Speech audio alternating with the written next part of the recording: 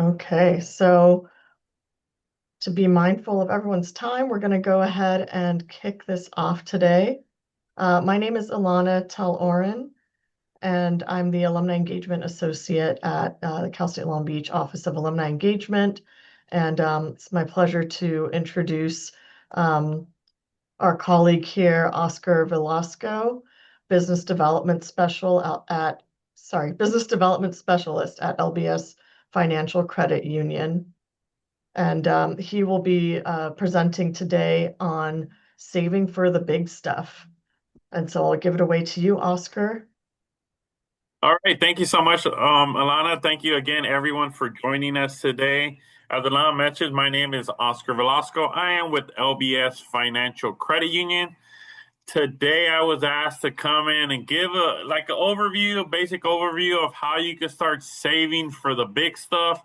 Of course, when we talk about the big stuff, depending, on what your goals are, it could be, buying a car, it could be going on vacation, it could be buying a home, starting your own business, retirement, right? It just could be so many different ways when you talk about saving for the big stuff. So today, I'll share a little bit of knowledge of how you could do that, give you a little bit of ideas of what I think is the best way, and also what, of course, experts say. So before we get started, a little bit more about the credit union. Of course, we were established back in 1935 as a credit union for local educators.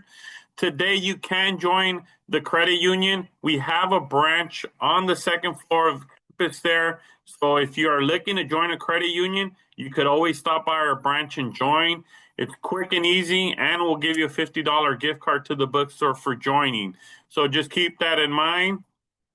Um, so how can we help just in general as the credit union? Of course, we offer students free checking, free savings accounts. We do have branches outside of the bookstore as well. So once a member, always a member. So just keep that in mind. Once a member, you're always be a member for life. Typically, we offer lower interest rates on car loans and of course credit cards, things of that nature. We do have a tech loan, a 0% tech loan we offer with the bookstore. And of course, we always love providing for free financial advice um, for students. So if you have questions after the presentation or a specific matter that interests you, stop by the bookstore and ask for help. And of course, you can find additional financial literacy if on our website at lbsfcu.org that we provide completely free if you're a member or not a member. So just keep that in mind. So, first thing I want to mention when we're talking about creating, a plan for the big stuff, right? Saving for the big stuff. The best thing that you need to do, the number one thing that I would encourage you to do is to create a budget. Because if you do not have a budget, you will never be able to achieve those goals. You want to start off because a budget is going to tell you two things. It's going to tell you how much money exactly you make. And believe it or not, I do lots of these. I do lots of these type of workshops, and a lot of people just don't realize or don't know how much money they make each month, right? They get a guesstimate. I kind of make this much, but they're not exactly sure. You need to know how much money you make. And secondly, probably the thing you're going to discover is where is my money going? Who do I pay and why? That is very important question that you need to ask yourself when creating a budget. Keep in mind, creating a budget, I believe, is the first step to financial freedom. Why? Because again, it's going to tell you not only who you pay, but why. And if you wonder where does my money go, right? Have you ever met someone that gets paid on a Friday and by next Monday or Tuesday, they're asking themselves, what happened with my money? I just got paid. I no longer have money. What does that tell you? They don't have a budget in place. You need to have a budget in place to order to guide you to wherever you want to achieve, right? If you're saving for a car, if you're saving for a home, retirement, things of this nature, right? Have a plan in place. Have a plan in place for your budget. When you start creating your budget, you want to have in place, what is the purpose of this money? Am I planning to buy a car? Maybe pay down your student loans. Maybe, for those of you graduating with your undergraduate, maybe you want to pursue a graduate degree or a PhD degree. However you want to do it, you got to have a plan in place. Do I need this money to live now? That's something that we'll talk about a little bit about more as we go on through the presentation. You need to start setting aside certain amount of money for different things. But one of the questions you're going to have to ask yourself is, do I need this money to live now? Because, of course, you need money now, right? But you're also going to need money for the future. And this is going to give you, as we go on through the presentation, kind of work with you to figure out how to differentiate. How much money do I have to invest each month, right? You always want to ask yourself that. Now, I will be honest with you. A lot of people, depending on the people, some people I meet have long-term goals, others don't, right? Others want to spend as much money they have right now and don't worry about retirement because maybe they have an inheritance, maybe they have money coming in the future. I just talked to one student not too long ago. And I was sharing the importance of, having a retirement account. He's like, well, my family's well off. I don't really need to set up my retirement account. If that's something that your plan is, hey, each one of us has an individual plan. I necessarily don't agree with it because, in order for you to receive an inheritance, someone needs to pass away. I would hate to have that as my inheritance, right? To waiting for someone to pass for my retirement account, right? And what's my end game? Again, is going back to, do you have a plan in place? Do you want to have a plan in place? Is it important for you to leave money left over, maybe for your family, right? I know that's a tough question for you right now because most of you are probably 18 to 23 range, right? Years of, 18 to 23 years old. So that's a tough call for you to make right now. But I guarantee you, if you start now, it's going to be a lot easier for you to save. And you really got to ask yourself, what's your end goal with this, right? What is your plan? Oh, very important. Very important here. Pay yourself first. Once you create a budget, right, that's going to be your step one. Creating a budget for yourself, figuring out exactly how much money you have to set aside, how much money you have to set aside for retirement. What is your end game? What are you saving up for? Now, if you're someone, for instance, let's say, for instance, you're saving up to buy a car, but you also want to start saving up maybe some money to put aside for a home. And of course, you don't want to rely on others for retirement. So you want to set a little bit aside for retirement, right? So this is what your plan should look like. You need to most likely set up different bank accounts that you're able to use to manage these funds. For instance, let's say, for instance, you bank at LBS Financial Credit Union. Well, maybe you have an account or short-term account, right? Because you want to buy a car. Maybe you have a short-term account, because you want to buy a car in the next 3 years. So that's short-term. But maybe in 10 years, you want to purchase your house, or 10 or 15 years, right? So that's more of a long-term goal. So you have a separate account for that. And now you're graduated and you started working, and guess what? Your company offers a 401k. So now you want to start adding money to your 401k. So now you set up a retirement account with your company. So that actually goes, right, and completes your retirement side of things. My number one recommendation for you would be to set up direct transfers when you get paid. That goes back to pay yourself first. Because what happens when you don't pay yourself first, right? keep in mind, we are all humans, and we typically, this is how things happen when we don't, have that rule to pay yourself first. I get paid today on a Friday. Guess what happens? I go out and pay my bills. Maybe I see my account has a few extra $100. So guess what? Now I have an opportunity to go out to eat maybe a few times, maybe go shopping, maybe go buy something I really don't need, but I want, right? And guess what? At the end of the month, now I don't have money to put aside to maybe purchase a car, to buy a home, or even to retire, right? But if I go ahead and set this up before, right? And it actually takes place for me because now, having a bank account, you could easily have your transfers taken out before you even see your funds, right? Direct deposit. Let's say, for instance, I have direct deposit, right? Which I do, right? Me personally, I have a direct deposit. My check goes in direct deposit. I get paid twice a month. Guess what?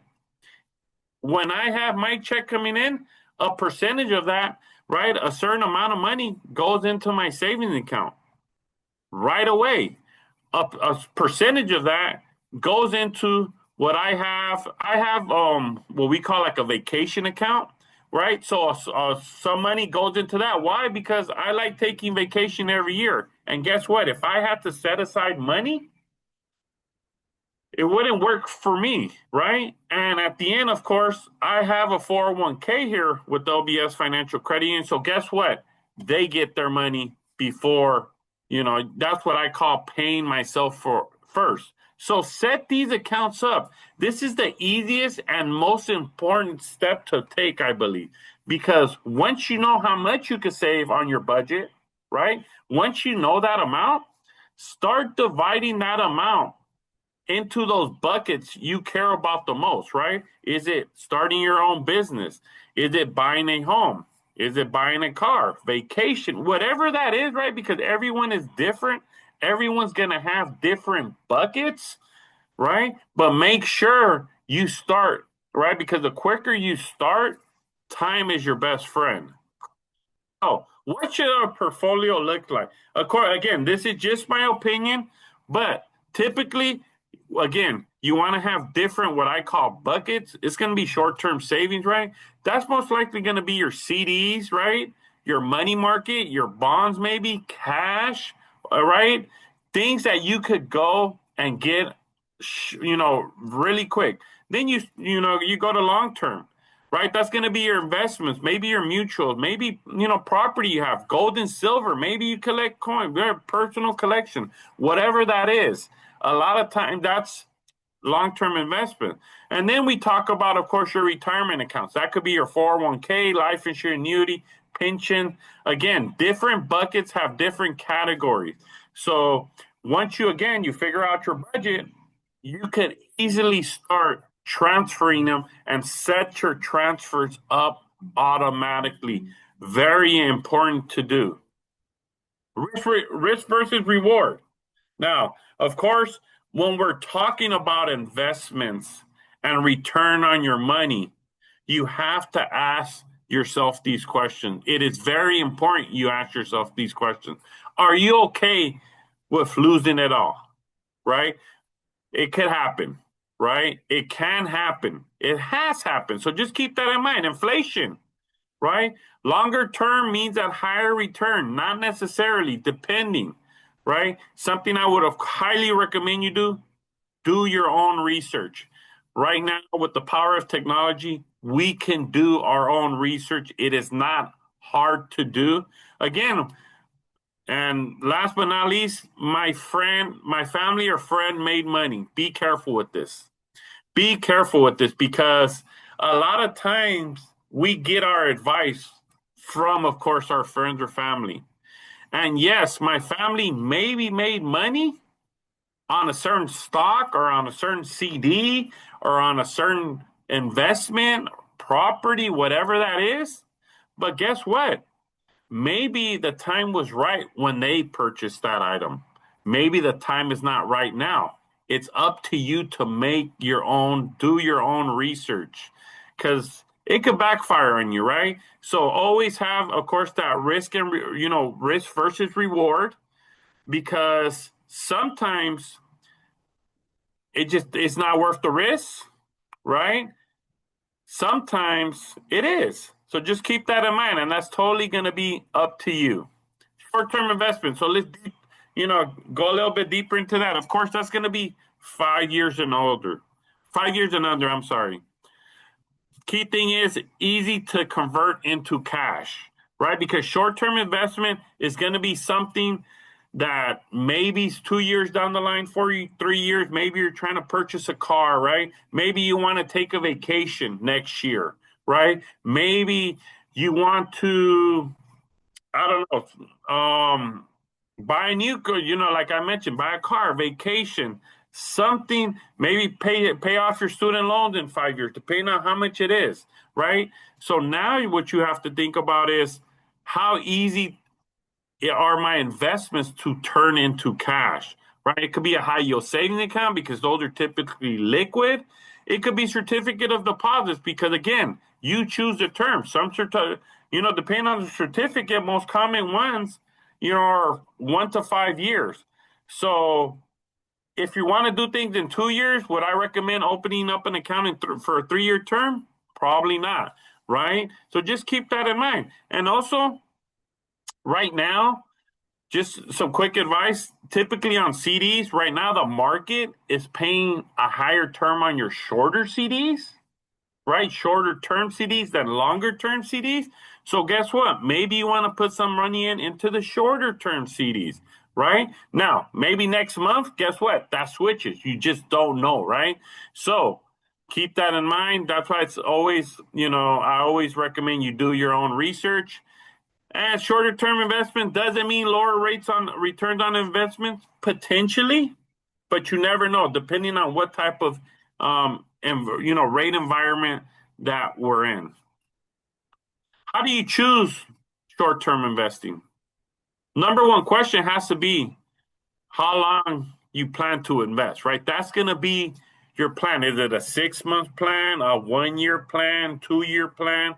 Ask yourself this, right? Before investing, how quickly you need access to your money, right? If you have it in a high yield savings account, right, with LBS, let's say you have a high yield savings account at LBS Financial Credit Union. You get a different, maybe you've been saving, now you want to buy a house. You got an opportunity. You want to buy a car. You found the car that you want. You come to the bank, get a cashier's check, get cash however you want to do it. It's fairly liquid. But if you have it, and let's say, for instance, maybe it's a liquid account, but it's an online account, right? Let's say, for instance, you just have an online account because typically sometimes online banks offer a higher interest rate on a high yield savings, let's say. Let's say, for instance, you need to buy that car by tomorrow.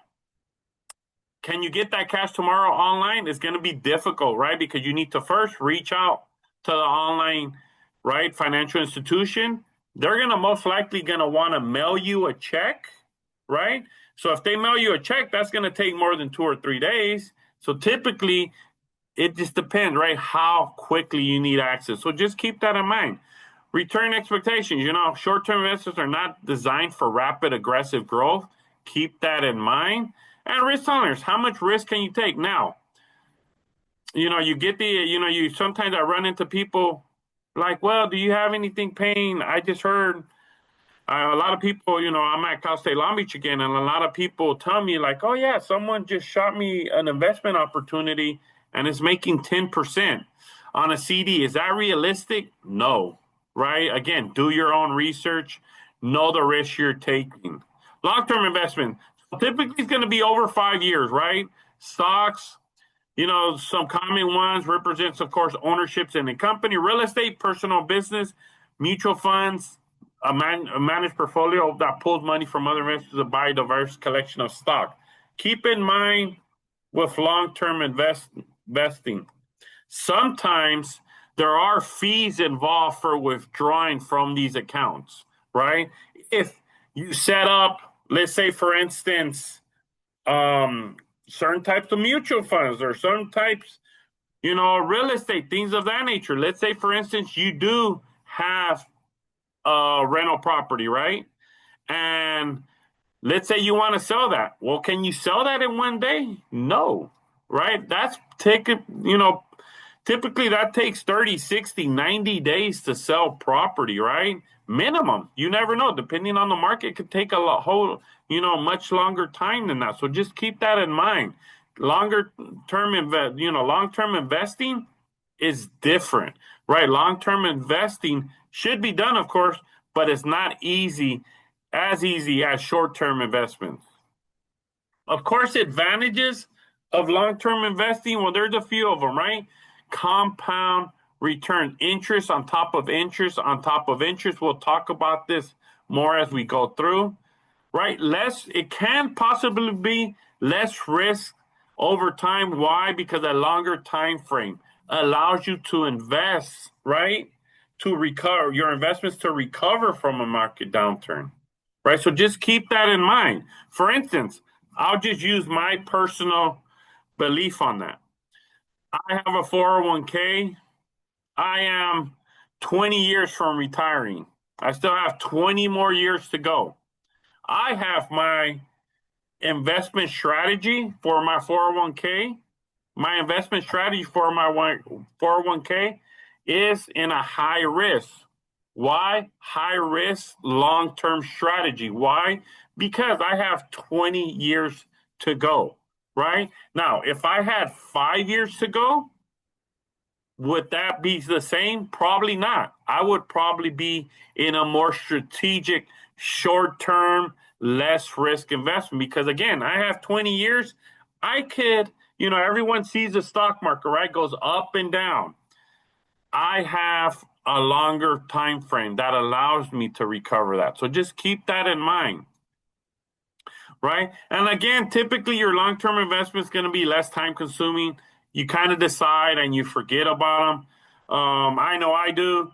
I've had the same investment strategies ever since I started with this 401k and with my other 401ks. I'm just in it again, long-term strategy, growth strategy, because I have 20 years to go. Investments. I really wanted to talk about bring this topic up because this topic I think is what I call a hot topic right now. So, as I mentioned, I table a lot in front of Cal State Long Beach, our bookstore there. Of course, just to market our credit union there on campus. And more I see students coming up to me and they tell me their investment strategies. And more I see people coming to me and saying, you know what my investment strategy is, Oscar? I am putting all my pennies in, all my money, quarters, dollars, hundreds of dollars, thousands of dollars, tens of thousands of dollars, all my money is currently going into sports cards or Pokemon cards or video games. I just had a conversation not too long ago with this gentleman, right? And he said he had around $10,000 in a high yield savings account, right? Of course, the high yield savings account was paying, I think he said like 3.5%, some online bank. Of course, you're not gonna get rich off a high yield savings account, right? So his strategy was to go buy Pokemon cards because you see them on TikTok. You buy a card today, it goes up. So that has been his strategy. Is it working for him? According to him, it is. Right? I just saw him not too long ago. He's like, "Hey, I'm buying more and more." Now that's good, right? He has some. So different investments do pay off. Now the only thing that I would remind him is it's typically on an investment like this, just be aware of the fact that if you do need the money, right? If this is a short term investment for you, so let's say, for instance, if you wanted to sell your Pokemon cards tomorrow to buy a car, right? Because you needed a car or buy a house or start a business, whatever that is, chances are you're not going to get the 100% value of your card. What does that mean? for instance, if this card here is worth $1,000, in order to find someone to pay $1,000, that's going to be hard for you to do. Now, you could go to a reseller, right? But chances are they're only going to want to probably give you 70, 80% of the market, right? Even if you try eBay, keep in mind, eBay let's say you go through eBay, they take 13%, in fees. So you're not getting back. But as long as you're aware of that, and just keep in mind, a lot of people do, lose money that way. But it's a different form of investment. A lot of, this generation is taking a little bit more risk, right? Because you see a lot of the people on TikTok or on Instagram making a ton of money. And yes, a lot of people are, but it just depends, I guess, again, on your risk tolerance, on, what we talked about before, risk versus reward. Of course, another one, when we mention, of course, risk versus reward, we want to talk about cryptocurrency, of course. Bitcoin, the first and well-known, right? Launched in 2009. Since then, thousands of cryptocurrencies have entered the market. Just want to bring this up. Market is prone to fraudulent scams. Be careful with scams out there. Be careful with phishing scams on Bitcoin, things of that nature. Yes, have people made a lot of money on Bitcoin? Yes. Have a lot of people got scammed lately? Yes. We see them all the time, especially in the financial institution, where people lose quite a bit of money because they're thinking they're purchasing some sort of cryptocurrency, and it's not really being purchased, right? It's fake. It's people thinking that they are, but they're fake companies. They're not legit companies selling them to you. So just like to bring that. And of course, with crypto, you just want to ask yourself, is it too late to invest? I do not know, right? No one knows. So just keep that in mind. Just like certain investments, when, we go back to investment in sports cards, memorabilia, Pokemon cards, things of that nature, you want to ask yourself, again, it's risk versus reward. Of course, we talked a little bit about short term. We talked a little bit about long term. I did want to, of course, bring up the last bucket, and that is retirement account. And keep in mind, when I say the last bucket, you might have more buckets, right? It might be 5 or 6, 7 buckets. You have to make sure you're choosing the correct amount of money, buckets that fit you, right? Because when you're saving up, for the big items, right? For the house, right? For the business, for retirement, things of that nature. I just had a discussion the other day with someone, and they said they didn't have a bucket for their house because they don't want to be homeowners, right? They prefer their strategy is going to be their preference is to go rent.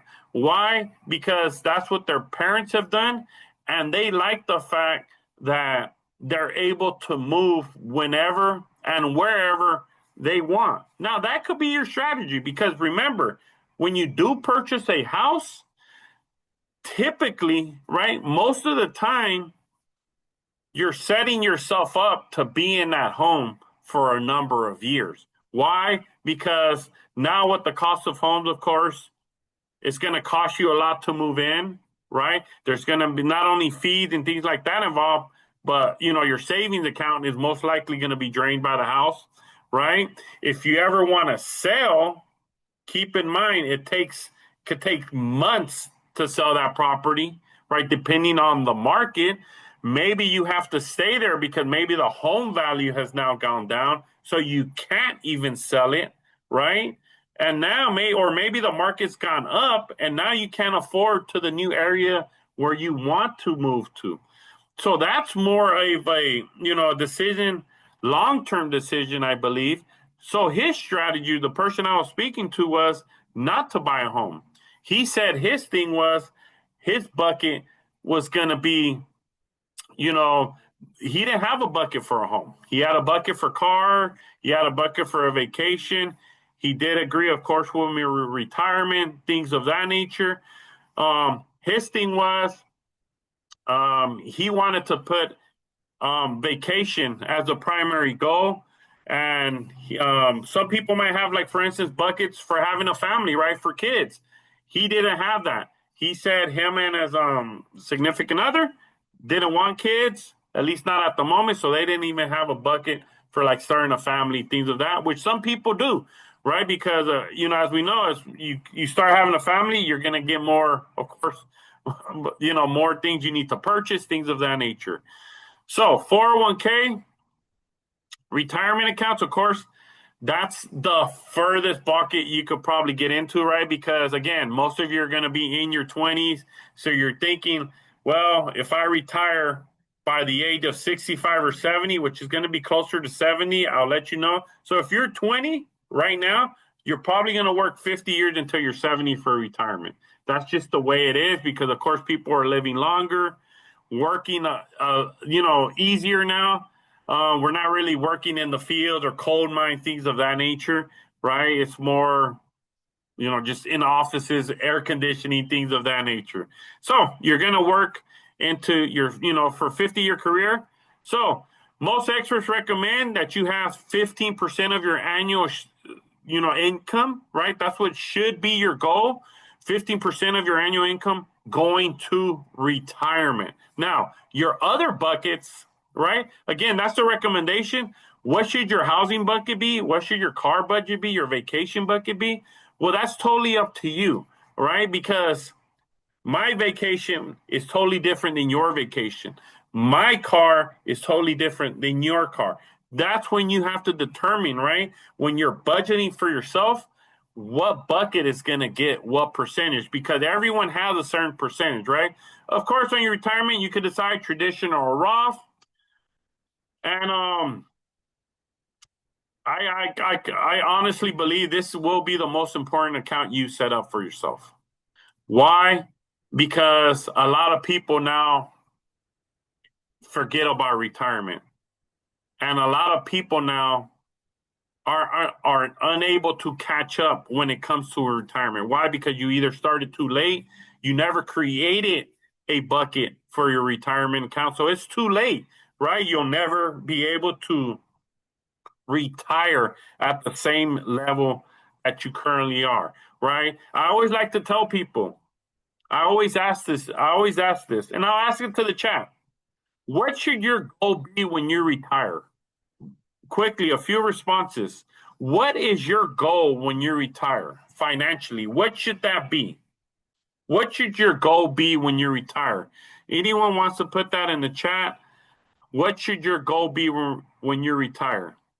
I always get different responses to have money, right? To have more money, to be able to travel, right? Maybe to leave an inheritance for my family, my kids, right? Those could be all different responses. Now, this is what I would do.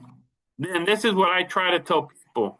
Your goal in retirement should be to maintain your living standard that you have today or when you started working your career, right? Maybe not for you because you still haven't started your career, you're still good, most likely graduating this semester or next semester. But for me, who has established their career, who's 20 years in, 25 years into their career, my retirement goal is to maintain the standard of living I have today, right? To maintain my standard of living and not have to worry about selling my home when I retire, not having to move back with my kids when they're retired, not having to move out of California when I retire, right? Because we get a lot of people, and you probably know them. They retired. Oh yeah, I decided I got to go move now because I can't afford California. How many times have you heard from a retiree, I need to move because I can't afford a retirement here in California? Well, that means that they probably didn't take the appropriate steps, right, in their career to be able to maintain that. So just keep that in mind. So I always like sharing this slide because it talks about retirement. Not only does it talk about retirement, but this actual slide was presented to me when I was 19 years old working at Bank of America. I started working at Bank of America part-time. I was going to school at Cal State Dominguez Hills, and I really didn't know what a 401k was. I didn't know at all. I was first generation college student. My parents, were immigrants, and they really, they didn't have a retirement account. My dad and mom's retired now. They don't have 401k. They don't have retirement accounts, right? Luckily, my dad was able to buy a house and all that good stuff and save a little bit of money. So they're doing good, but they didn't teach me about 401k. But my first day on the job, I remember I was in the back signing out my paperwork for employment, and it just so happened that our retirement specialist from Bank of America came in and said, "Hey, Oscar, make sure you add something to your retirement account, your 401k, because Bank of America offered one." I looked at him like, "What are you talking about? I'm trying to figure out, what I'm going to spend my first paycheck. I'm trying to figure out, what party I'm going to go to this weekend. I'm not worrying about retirement, but I'm glad that I did, because check this out, guys, $100 per month. Most of you are going to get paid twice a month. So that's $50 per paycheck. You're going to work 50 years, as I mentioned. 8% rate, that's just what the S&P 500 done the last 30 years. So we're just assuming it's going to do that the next 30 years. But look at your starting amount is $100. Your total contribution is $60,000. That's what you're going to contribute for the life of this account. But look at how much money you have at the end. Your end balance, right? Your ending balance is going to be over $722,000. Because in total interest or compound interest, right? Interest earning interest over interest over interest, you've earned over $662,000. That's a sweet deal, right? Everyone should, have that. It makes sense. But if I share a statistic with you, it doesn't. Why? Because 40% of Americans by the age of 40 do not have $5,000 in their retirement account. Because again, they don't have a plan. They don't have a budget. They didn't put, their money to work in that bucket. They didn't create a bucket for retirement, right? And by the age of 40, if you only have $5,000 in your account, guess what? It's probably too late for you, because you're never going to see that return like you did when maybe, if you started when you were 25 or 20. So just keep that in mind. Very important that you start today, right? If you are currently employed, you should have access to a 401k. If not, state of California has a 401k. What happens? I get this a lot. Well, I'm not planning to stay at my company too long. Don't worry about it. You could always transfer your 401k to your new 401k, right?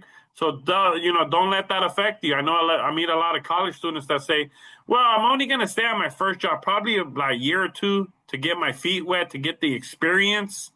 Great. Start your 401k. You could always roll it over, right? You don't have to stay. Your 401k doesn't, you don't, with you leaving your company, you don't lose it. It follows you. But the important thing is you start. Just like you start your bucket, to buy a car, take a vacation, your housing. And keep this in mind also, guys. As you go through life, you could always change, right? You could always change your budget and expect to change your budget. How often should you change your budget? Well, let's say, for instance, you get, when you graduate and you get a good bump in pay, guess what? Create a new budget, because now you're making a lot more money. And 5 years down the line, if you go out and maybe, you get a promotion at your job, or you go out and get a new job and you're making now 20,000 more or 50,000 more, guess what? Create a budget for that, right? Because I guarantee you, if you don't have a plan in place, and when you do get a raise in, let's say, for instance, you get a raise at work for 10,000 bucks or 5,000, guess what? If you maintain the same thing, your other buckets aren't going to increase, because you're going to find other ways to spend your money on. So just keep that in mind. Again, thank you so much for joining us in this series. This is a three-part series, which this was the last one. Again, just want to thank everyone. Again, if you have questions, feel free to reach out to me. Email is the best, or stop by our branch. We have a branch there, again, as I mentioned, on the second floor of the bookstore. If you're looking to join a credit union, stop on by. Now Rogers, he's service center manager there. Stop on by and say hi to him. Or maybe also like to if you have questions about credit cards, how they work, a car loan, maybe you're not interested in a car loan right now, but you just want to know how it works for the future, right? Stop on by. We love to give you, some examples. Just talk to you a little bit more about that. Again, thank you for your time today, and go Beach.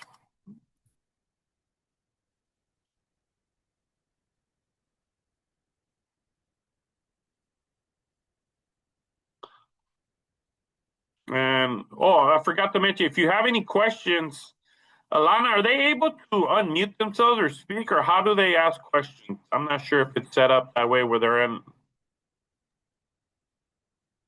If they do, I think, oh yes, they can raise their hand, and then I can allow to talk. Okay. Oh, who was that?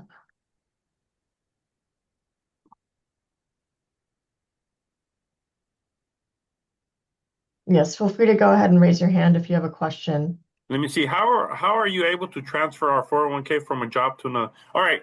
So that's typically what'll happen is if you want to transfer your 401k from one job to another, basically when you get hired onto your new job, you just, for instance, your new job, like for instance here at LBS, they typically use a third party for retirement. Like for instance, here we use the Standard. That's like Fidelity. There's Charles Schwab, Merrill Lynch. There's so many of them, right? Depending on who your company uses, reach out to them and say, "Hey, I have a company at ABC, and I want to transfer to XYZ." To your union company, and they'll take care of it. Basically, what they'll do is they'll have you sign a form. You won't ever receive a check. You won't receive any of the funds. They'll hand it for you directly. And that's the best way.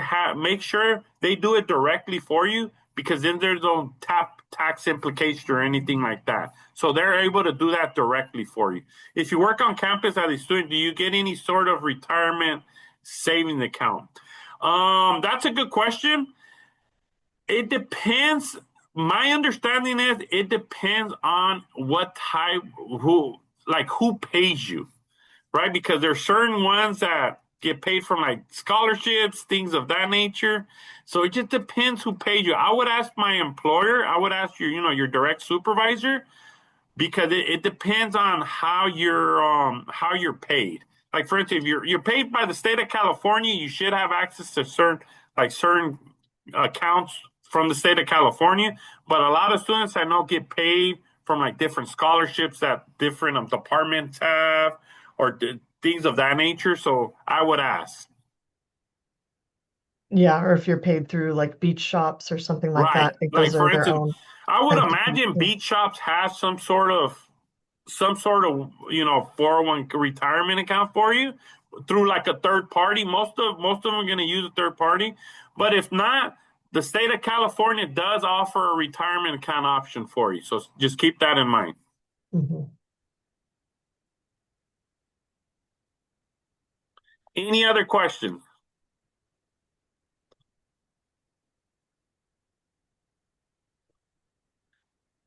All right. Oh, I'm paid by the state of California. Do you any no, you know what? I would actually reach out to my supervisor manager and they'll let you know. I just don't want to give you any wrong information because I know depending on what you are there, you have like you should have like what is it called? PERS or SPURS, one of those. Helpers, Yeah, yeah. CalPERS, but I don't really know how that to work. I don't want to be any misinformation, but I would reach out definitely, and then they should share that with you. Yeah. Also, I'm not quite sure if it's you know, part-time, full-time. Yeah, so then because it might Yeah. depend on how many hours you work, things of that nature, how much access you have. So just I would ask my manager. Let me see, since I've had multiple jobs in the past, how do I manage my 401k? Do I need to contact each previous employer or is there a way to consolidate? Yeah. So in order to, for instance, if you've had multiple jobs in the past and you've had 401ks with them, yes, you would need to contact them directly. Only the only reason you wouldn't have to is, for instance, let's say, for instance, all of them use Fidelity as their third party, then Fidelity would have all of your information for everyone, right? So let's say, for instance, I had three employers in the past, and all three of my prior employers use Fidelity. Then I would just have to contact Fidelity, and they can handle all my three accounts, right? But if they use different ones, you will need to use each one. And basically, what you could do is, again, set up a direct transfer, basically for each one, and combine them. If you like, you could all combine them all into one, or you could combine them into your existing one if you're currently employed.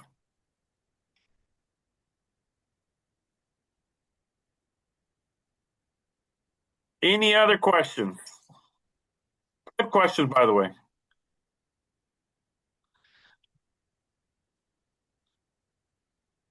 Great. Well, if there are no further questions, I just want to thank you so much, Oscar, again for joining us today and sharing your wisdom and tips for saving for the big stuff. I'm sure this all got us thinking about the future and planning for all of that. Thank you all for being here today and joining us as well. As I mentioned, the session is being recorded, and I will share it on our YouTube channel. That's our alumni YouTube, and I will also be emailing this to everyone who has attended and who registered for the event. So thank you for joining our Money Move series, and thanks again, Oscar. And again, reach out to him if you do have any questions that you come up with, and we appreciate you being here. Go Beach. All right. Thank you. Take care.